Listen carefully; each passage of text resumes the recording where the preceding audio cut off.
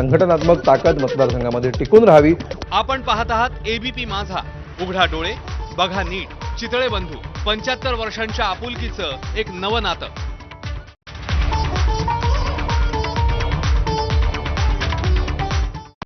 Headlines brought to you by Chitale बंधू।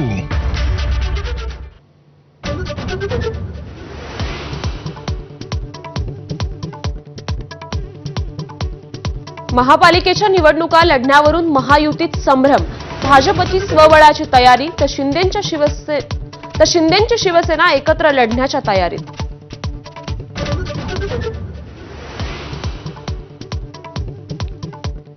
आरोपांची राळ उठवणाऱ्या सुरेश धस यांनीच घेतली धनंजय मुंडेंची भेट। मुंडेंच्या निवासस्थानी भेट घेतल्याचं धस यांनी केलं मान्य। प्रकृतीची विचारपूस करण्यात काही गैर नसल्याचं व्यक्त केलं मत।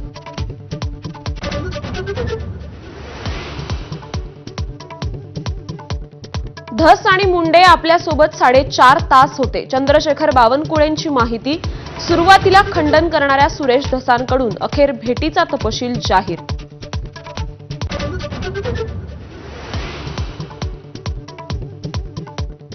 ठाकरेंना धक्का दिल्यानंतर एकनाथ शिंदे आज रत्नागिरी दौऱ्यावर। दुपारी 2:30 वाजता रत्नागिरीत शिंदेंची आभार सभा।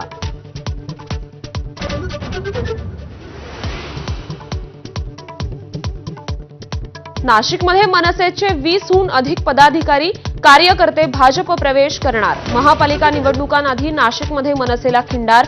गेल्या महिन्यातच राज ठाकरेंनी घेतली होती पदाधिकाऱ्यांची भेट।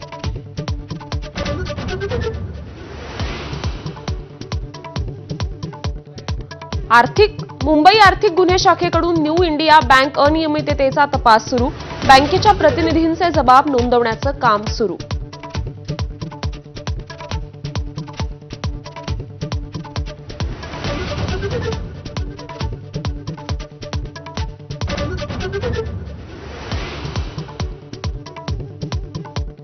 राज्यात लव्ह जिहाद विरोधात कायदा आणणार। पोलीस महासंचालकांच्या अध्यक्षतेखाली विशेष समिती गठीत। लव्ह जिहाद, फसवणूक, बळजबरीचं धर्मांतरण रोखण्यासाठी पाऊल।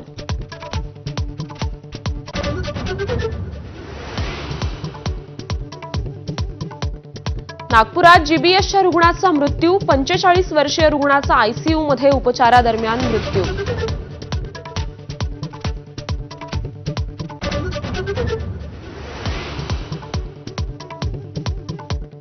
तुळजापूरच्या भवानी मातेचं मंदिर राज्य संरक्षित इमारत म्हणून घोषित। मंदिराच्या स्ट्रक्चरल ऑडिटचा रिपोर्ट समोर। त्यानुसार पुढील कामाची दिशा होणार निश्चित।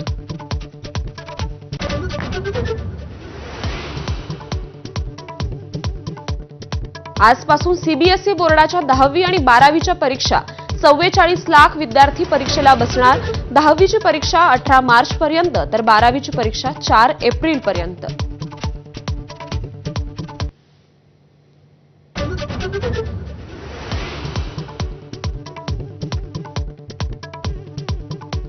अमेरिका आज आणखी 119 बेकायदेशीर भारतीय स्थलांतरितांना करणार हद्दपार।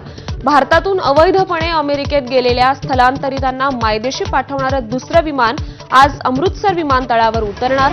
तिसरं विमान उद्या येणार भारतात।